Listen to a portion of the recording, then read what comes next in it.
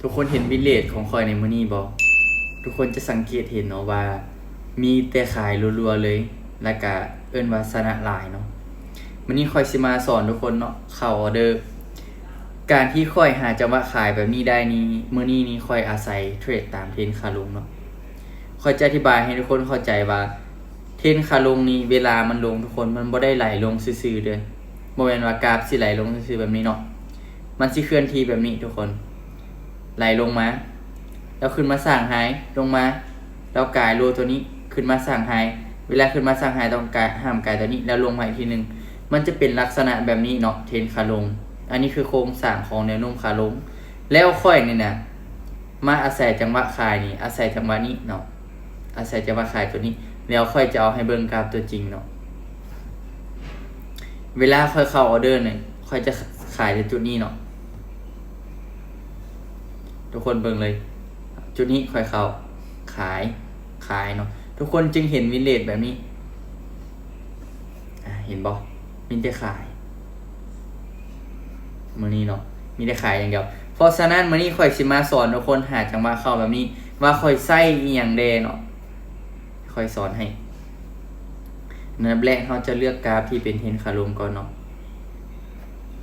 เลือกเบิ่งที่เหลี่ยมเราจะเลือกกราฟที่มีจุดโลจุดไฮสูงๆเนาะโอเคแล้วค่อยจะเลือกกราฟโซโลนาเนี่ยเบิ่งซุยก่อนเด้อเพราะว่าบางทีซุยมันงามก่อนโซโลนาก็มีลดคอยก็งามลดคอยก็เป็นเทรนขาลงแต่ว่ามันลงมาเกือบสิจำแล้วเนาะโอเคเอาเป็นอีทิเลียมเนาะเพราะว่าค่อยนั่งเบิ่งอีทิเลียมมากระโดนเติบเนาะ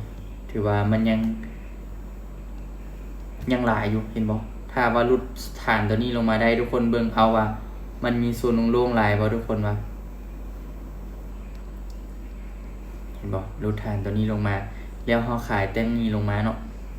บ่เลยกำไรรัวๆทุกคนขายตั้งนี้ลงมาแต่เฮามาหาจังหวะเข้าขายนำกันเลยบัดนี้โอเค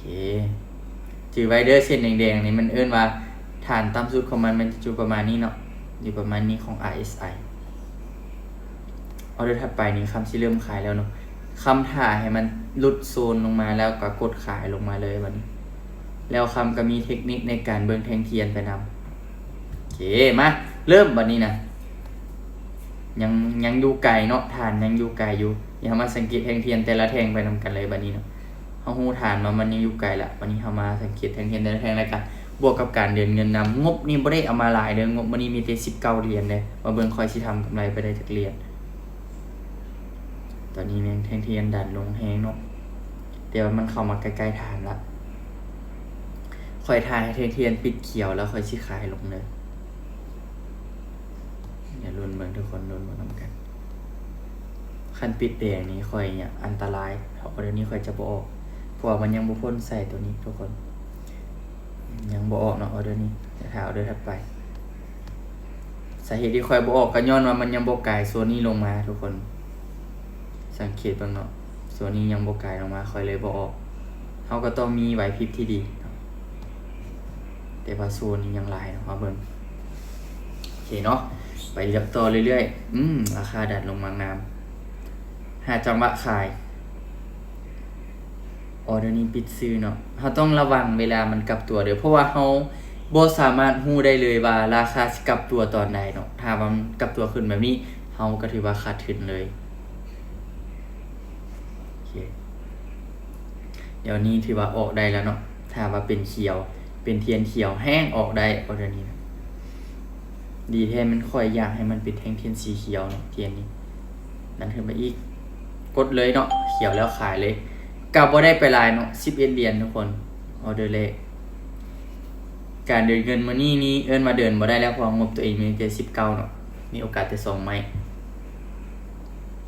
งบมีแต่19เหรียญเด้อทุกคนเด้อแต่ก็หาเบิดก็ออกมาอีกเนาะเพราะว่ามันน้อยเกินไปเนาะงบสำนี้ค่อยบ่เคยเทรดงบน้อยขนาดนี้เนาะก่อนจะได้กำไรค่อยมั่นใจเลยว่าต้องใช้เงินหลายเนาะ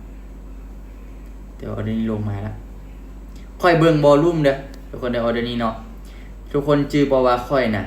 ถ่ายในเทียนนี้เป็นเขียวเนาะโอเคเดี๋ยวขออนุญาตแคปจอไว้เพราะออเดอร์งามเนาะ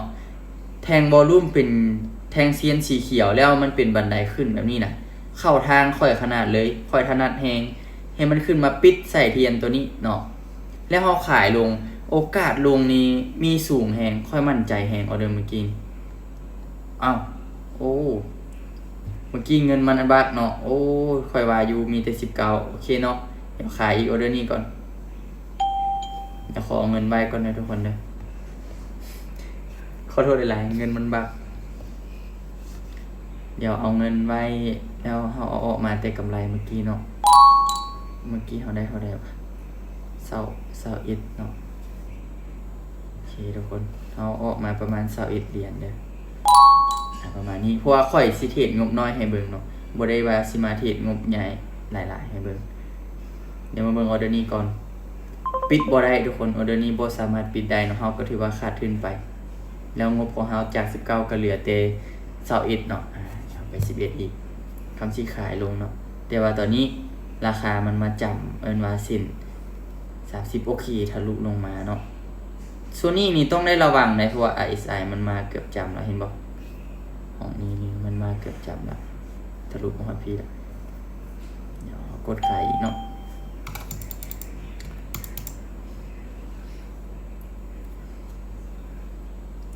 ค่อยบ่ได้รีเฟรชเนาะเมื่อกี้ว่างบตัวเห็นบ่ค่อยรีเฟรชแล้วงบมันขึ้นมาเนาะเมื่อกี้คิดว่างบตัวเองมีแต่19เหรียญโอเคเนาะขายออกมาเดี๋ยวเราเบิ่งออเดอร์นี้สิวินบ่โซนนี้ทำกำไรยากเนาะเพราะว่ากลับขึ้นเนาะช่วงท้ายนิ่งไว้โอเคงามเป็นออเดอร์ที่วินมาแล้วก็จากงบ19เหรียญตอนนี้เรากำไรมา11เหรียญแล้วทุกคนก็ถือว่าหลายแล้วเนาะเราได้กำไรหลายแล้วถ้าเทียบเข้ามาใกล้โซนที่อันตรายแล้วเด้อเนาะเทียนเข้ามาใกล้โซนที่อันตรายแล้วเข้ามาไว้เมื่อกี้มันอยู่นี่เนาะนี่เข้ามาใกล้โซนละต้องได้ระมัดระวังละคำจะบ่ขายต่อแล้วเด้อเนาะจะถ่ายจังหวะแล้วบัดนี้เดี๋ยวลองเบิ่งออเดอร์นี้เด้อค่อยบ่เคยเห็นราคามันลงมาแตะโซนนี้จักเทื่อ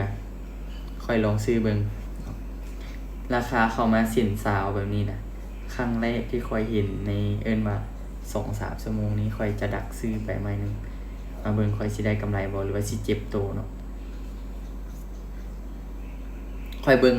เทียนมันมาตามสินสาวเด้อแล้วซื้อเลยขอรับตามีบ่โอ้โหวินสวยจากงบ19มา41เนาะเดี๋ยวเอาให้เบิ่งเนาะ19คูณ23 400,000เนาะแล้ว41คูณ23 900,000ได้กำไรประมาณ300,000 ไป 400,000 กีบโอเคได้โอเคอยู่ทุกคนโอเคอยู่ถือว่าบ่ได้แย่โอเคทุกคนเอาซ้ำนี่ก็นอนมื้อนี้เนาะเอาเป็นว่าทุกคนลองไปฝึกแล้วก็ลองไปเทรดเบิ่งการเทรด binary option มีความเสี่ยงคลิปนี้สร้างขึ้นมาเพื่อสอนน้องๆคนที่อยากเรียนเทรดเนาะใครที่ว่าเข้ามาแล้วคิดว่ามันจะง่ายหาเงินได้ง่ายหรือว่าคิดว่าตัวเองเนาะจะประสบผลสำเร็จง่ายๆโดยที่บ่ได้ศึกษาบ่ได้เรียนรู้นะเนาะอันนี้คำบ่แนะนำเนาะเพราะว่าการเทรด binary นี้ไผบ่มีประสบการณ์แท้นี่เทรดยากเนาะคำเทรดมานี่หลายปีแล้วก็มีพลาดมีได้เนาะวินเลทของคำมื้อนี้ก็ถือว่าประมาณนี้เลยงามบ่ทุกคนแทบจะเป็นออเดอร์11เหรียญหมดเลยเนาะแต่ประมาณนี้เลยเห็นบ่คำเทรด23โมง20โมงเนาะขึ้นมาจนฮอด1:45กลางคืนเด้อ